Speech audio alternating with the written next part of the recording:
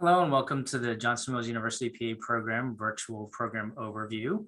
As you can see in this front picture, we are present at our white coat ceremony, which we occurred last June. So we have a white coat ceremony at the end of the didactic year each June. So I'm going to go through the program, PA program today and give you an overview of our curriculum, what we kind of stand for, what we're proud of, and then give you an opportunity to email and call in questions as you see fit. So a little bit about Johnson Wales University. It's over 100 years old. Originally started by Gertrude Johnson and Mary Wales on two campuses right now in Charlotte and in Providence. Originally as a business school, but in 2014, the PA program came along and we just developed the PA program here at Johnson Wales in the Providence campus. Since then, we've developed undergraduate programs in biology, health science, public health, dietetics, and applied nutrition. So if you're watching this as a high school student, you could potentially see that there are undergraduate degrees that you could take on and then come into the PA program if you meet certain admission standards. Additionally, on the graduate level, we have a doctorate of occupational therapy that's contained within our school as well. So what does it mean to be a physician assistant? I put physician assistant and associate here because just last year in 2021, the American Academy of Physician Assistants voted to change the professional title to physician associate. This will be a long process over the next 5 to 10 years to change it in state laws, but just so you know, it is something that's coming along.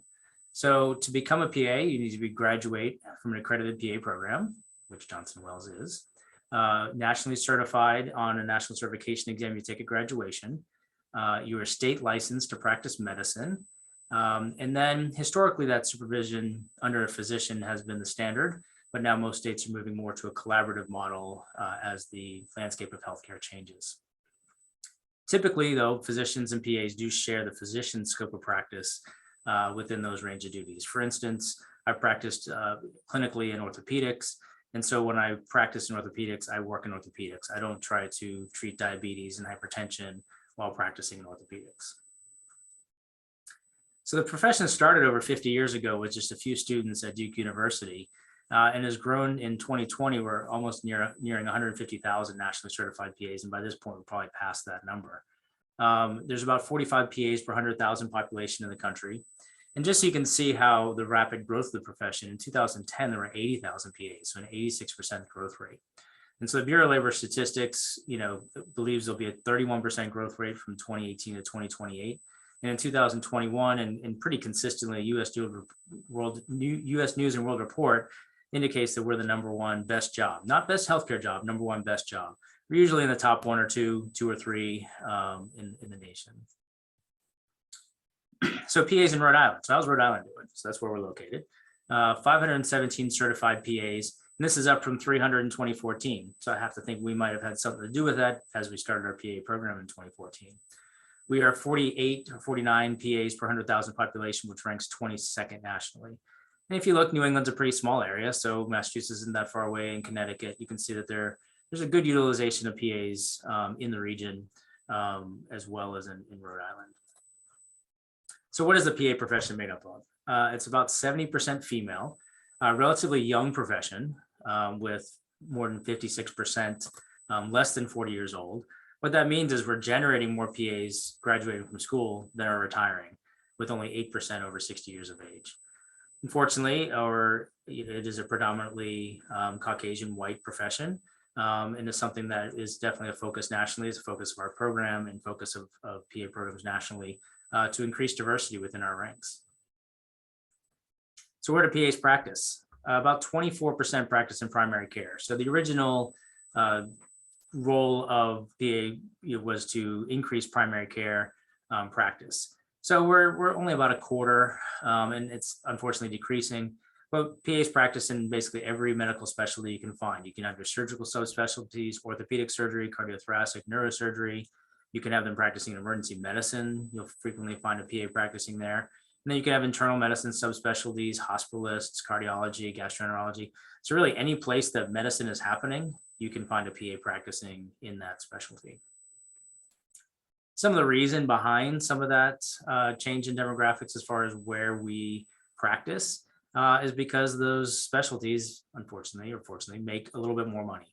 So the average salary nationally for PAs is 115,000. So it's a good career. This is why we're on the top of the U.S. World News Report rankings each year. So even on the low end, pediatrics and family medicine. So some of the things that maybe do less procedures and less billable things. When I practice in orthopedics, my role as assisting in surgery, I would, certainly get reimbursed for that by insurance companies. So the downside of PA education is it is expensive, to be fair. The mean education debt is around 119,000. So you need a big salary to dig out of that hole, unfortunately. So we certainly talk at our admissions days a lot about scholarships and ways to pay for PA school outside of just simply taking student loans. All right, so how do you become a PA? So a PA needs to be an undergraduate degree from a four-year university. You need to graduate from an accredited program. Our accreditors are the ARC-PA, ARC-PA, and we are accredited, as we'll say in just a second. You need to pass the national certification exam by NCCPA and get a job, and some AAPA at the bottom here is the American Association of Physician Associates, American Academy of Physician Associates, is our national organization. So some people say, well, why not MD, why PA? What should I think about? Both, as you can see, can take a four-year undergraduate degree. PA schools are 2 to 2.5 years in length, where med schools are 4 years in length. And then when you get done from a PA degree, you can become licensed and start practicing. Optional 1-year residency. They're certainly not required. And the biggest thing is flexibility to change specialty. I practiced in emergency medicine, practiced in orthopedics. Tomorrow, if I wanted to, and somebody would hire me, I could go practice in pediatrics. Whereas where the physician route, 4 years of medical school, then 3 to 6 years of residency. And at that point, that's pretty much your practice specialty for the rest of your career. So it's important to choose wisely in that sense. So a little bit about us. So the picture behind me that you can see is the front of our building. So we have a whole building, Center for Physician Assistant Studies. And then this is our mission. So we want to educate students to become collaborative practitioners with respect, empathy, and trust inherent in patient-centered humanistic care. That is what we're about. That's what we live, breathe, and do from day one of the PA program all the way through finishing up after 2 years. The Johnson Wales PA program was the first PA program to affiliate with the Arnold P. Gold Foundation, which was started in the 70s and 80s by Dr. Arnold Gold. And he was trying to bring humanism back to healthcare. We'd gotten too much about this test, that test, how do we diagnose this? And we forgot that there was a patient at the center of all this. And so he brings those things back in, compassion, respect, empathy, back into the fold. So what do we think makes us special? We have a whole center devoted to PA studies. So it's our building. I'll talk about it in the next slide. We have an affiliation with the Warren Alpert Medical School at Brown University. Our emphasis on humanistic principles, experienced faculty involved in clinical practice.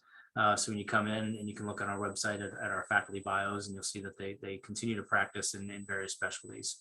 And then because we're in this nice hub of Central Providence, and we have access to the Warren Alpert Medical School lecturers and things, we bring in a lot of adjunct lecturers with current practice experience. So you're going to be learning from the people that do the work in each specialty as we go along, not just somebody that read a textbook.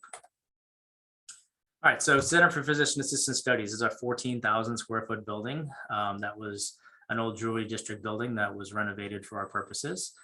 State-of-the-art facilities. We have active learning classrooms in the first floor with lecture capture. We have a lecture room, then we have a small group based room with multiple screens around the room.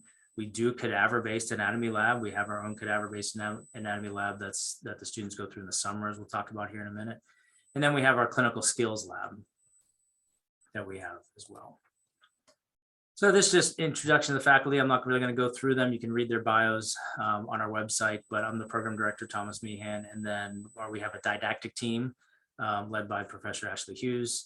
They're primarily the ones in the classroom. We have a clinical team led by Professor Kelly Cruzel, who works with students during the clinical year during their experiential learning. So what else makes us special? I think we have a pretty good track record, pretty good success rate on two fronts. Number one, we have 187 graduates of the program out of 192 that started in the program. So we have a 97% graduation rate. And additionally, we have a high board pass rate. So our certification exam pass rate, our overall 5-year rate is 98%.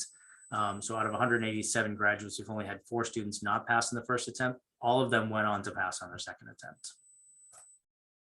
So the obligatory accreditation slide. So our program has accreditation continuing, a continued status, which is the only status a program can have that's in fully accredited program.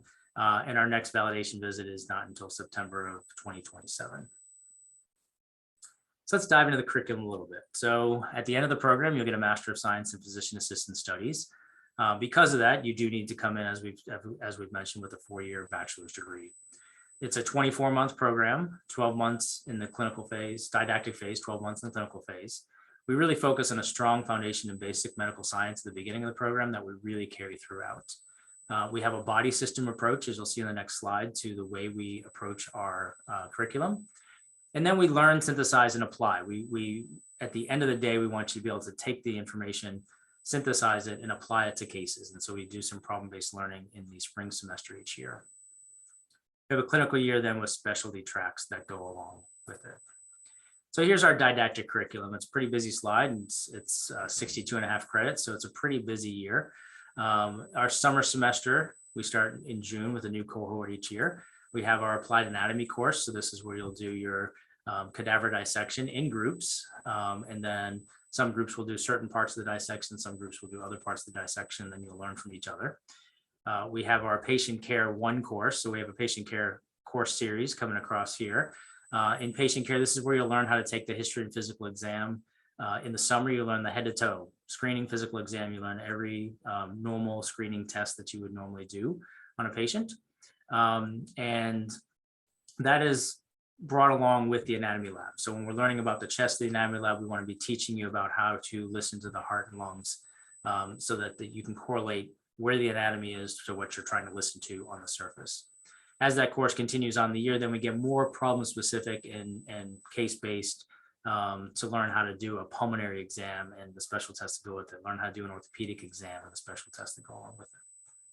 We have our Foundations of Medicine course. This has modules in cell physiology, genetics, microbiology, immunology, and introduction to pharmacology. This is that foundation of basic science that we can then take on and bring into the clinical medicine the rest of the year.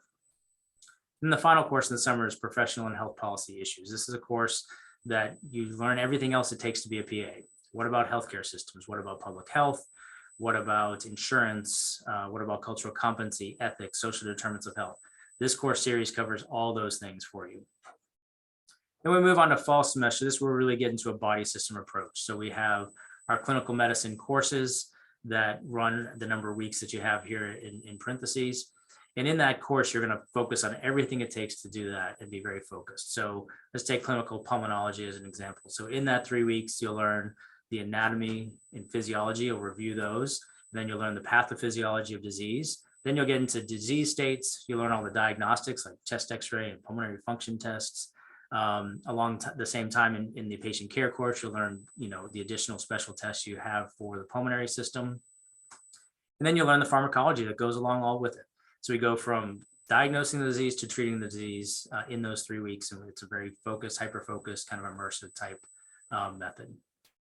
So we just walk down the body systems through the spring, through the fall semester, and then into the spring semester. Additionally, we kind of start our evidence-based practice course series. So that starts with our evidence-based practice course in the fall semester. This is where you learn how to read papers, how to come up with research questions or evidence-based practice questions. Hey, I've got this patient that has this. How do I treat it? That continues on to applied that in our problem-based learning, where you'll take cases that are complicated, might cross disciplines, that have patients with multiple diseases at the same time, and then come up with an evidence-based practice question at the end of the day. And then kind of the final thing on here is our Food as Medicine course. So Food as Medicine is something that Johnson Wales is well known for its culinary programs. And so we integrate this in our program. We have our dietetics and applied nutrition faculty that come in and teach you about nutrition as it's based on the diseases that we're covering in the clinical medicine courses. And then you get a chance to go down to the culinary labs and do some cooking just a few times a semester, but it's good to put into practice. So when you graduate, our goal is that you'll have a patient that has a need for a certain diet, and you might be able to give them some hints as to how to make that diet accessible for them. Once done with the didactic year and we have our white coat ceremony and we move on, then we move into our clinical year. So our clinical year is divided into 9 rotation blocks. Each one is 5 weeks in length. And we go through and you go through, everyone goes through the same core 7 rotations. So internal medicine, pediatrics, women's health, family medicine, emergency medicine, behavioral mental health, surgery. And then we have 2 electives, which I'll talk about in just a second. So everyone goes through those core rotations in a different order. And at the end of the 5 weeks, you come back and we have a back to campus days where we do some end of rotation exams, do some additional content learning that's more applicable to the clinical year. Along the way, you get a choice of 2 electives. So those 2 electives can be in a core specialty that you want to go back into. Hey, I really like emergency medicine and I want to get a chance to have another opportunity in that. And so we work on that. Or it can be really anywhere that we have students in. All of our rotation sites that we use most are in Rhode Island or just across the border in Massachusetts or into Connecticut. We don't require you to go travel a long distance and find housing during the course of the program. And the final aspect of the clinical year is our master's course.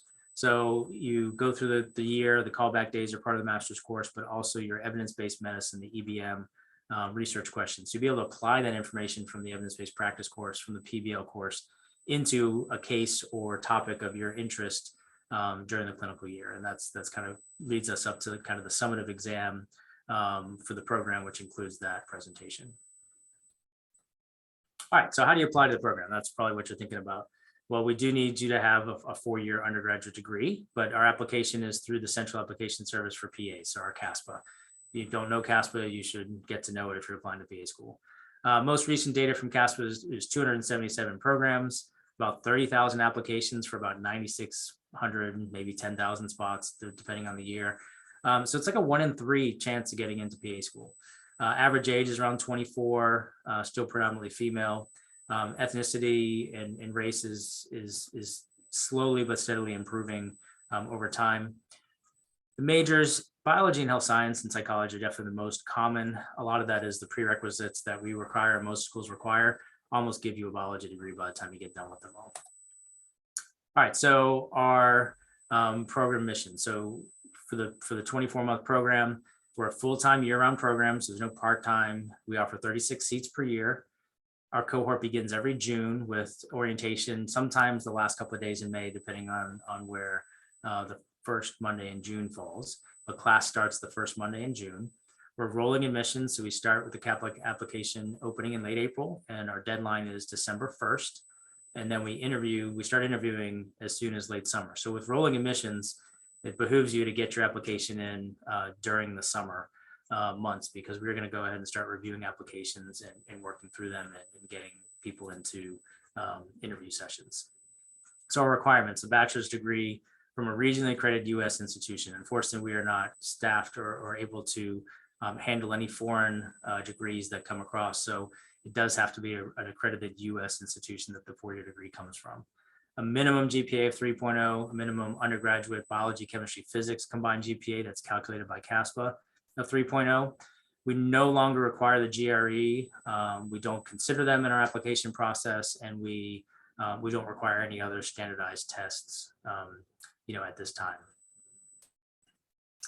So what are our prerequisite courses? We need 8 credits of biology with labs, 3 credits of genetics, 3 credits of microbiology, 8 credits of chemistry, and that could be anything: inorganic chemistry, organic chemistry, 8 credits of anatomy and physiology with labs. We do require that is completed within the last 7 years.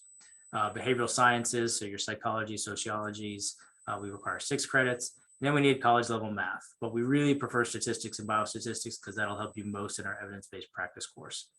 And of note, we do not accept any high school AP credits. So if you took AP biology in high school and you received credit at the college level, we would still need 8 credits of biology. That could be upper level cell biology, immunology, something else with the biology from the biology department at your university. Patient care hours. We require a minimum of 250, but as you see in the next slide, our average is much higher than that. And we then take this, and for me, patient care hours are something that I believe is something that is dependent upon you. There's no one profession I say, ooh, that profession's better to come into PA school than something else. But I want you to have experience in healthcare to understand what you're getting into. Healthcare is not always, sunshine and unicorns all the time.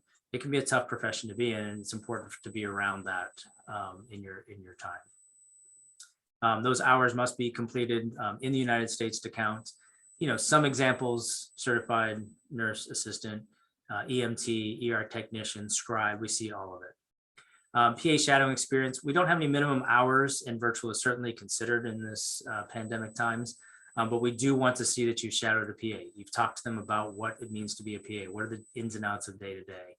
And then we require 3 letters of recommendation, which are submitted through CASPA. We don't accept any direct letters of recommendations. So what are our stats? What do our students usually look like? We talked about the minimum 3.0 GPA, but as you can see, our average overall GPA is trending in the 3.6, 3.7 range. But underneath, you'll see the range. So we do have times where we accept students, in the 3.29 in this last class of 2023 range. The overall biology, chemistry, physics GPA. This is calculated by CASPA.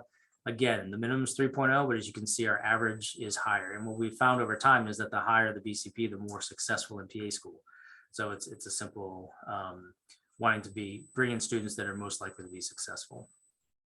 And then hours of direct patient care, as you see, 250 minimum, but we average, anywhere from 3,000 to 4,000 most years, sometimes higher depending.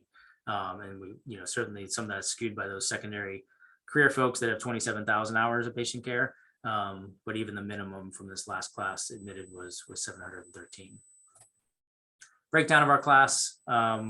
We are still predominantly female, which is the national average. We usually average around 20% male. Our average age is about 24.3. So we really like students that have gone and taken a gap year. A gap year is not a negative thing. It's a chance to work clinically. It's a chance to mature and take that time. And so it's usually something coming into our program. Most of our students have had a gap year. Doesn't mean we don't take students straight from undergrad, but that has to be a special case. So before I sign off, I wanted to kind of come through a couple of things that you need to consider, regardless of where you apply, whether you apply to us or not, is you need to have a plan. Are you academically prepared? Do you have a strong foundation? Would it benefit you to take some additional coursework to be better prepared? So when you come in, we start hard and fast, with 12 hours of cell physiology that covers everything from organelles in the cell all the way through tissues and their structure and cancer in 12 hours of lecture. So you need to come in with a strong foundation. Are you financially prepared? Yes, we can all stake out student loans till the cows come home, but that doesn't really help us. Can you afford the practice type you want? So when you get done with graduation, can you say, I really want to practice in pediatrics, and I know it's going to be a lower salary, but that's okay because I was, frugal during PA school. What does the program tuition look like? So that's available on our website. You can read that. That changes each year slightly, but it's pretty consistent. And are you personally prepared? Talked about a gap year, but you have other responsibilities. Do you have a grandparent or parent or child that you're responsible for, that you need to make sure you have everything organized for them? Because our expectations is during the didactic year, you're on campus about 32 hours a week in our building, if not more. And then during the clinical year, it's a full-time job at that point with really no vacation days built in.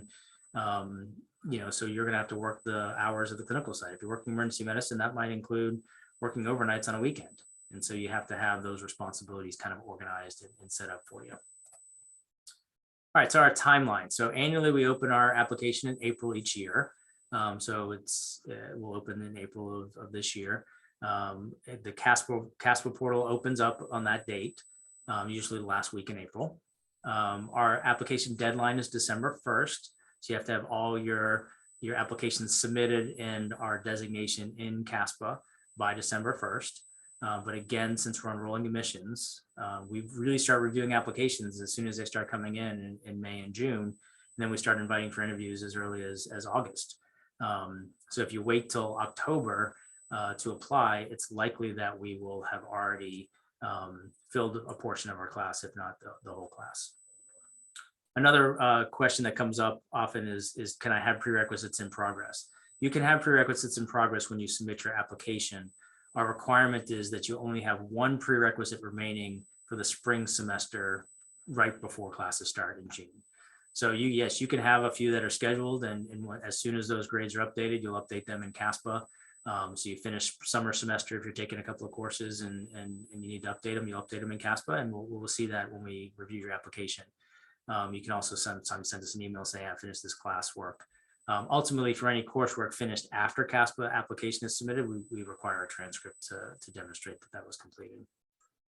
Then finally, once we fill our class of 36 and we get ready to start each year, our classes start on the first Monday in June each year. So then the orientation is usually the previous Thursday and Friday.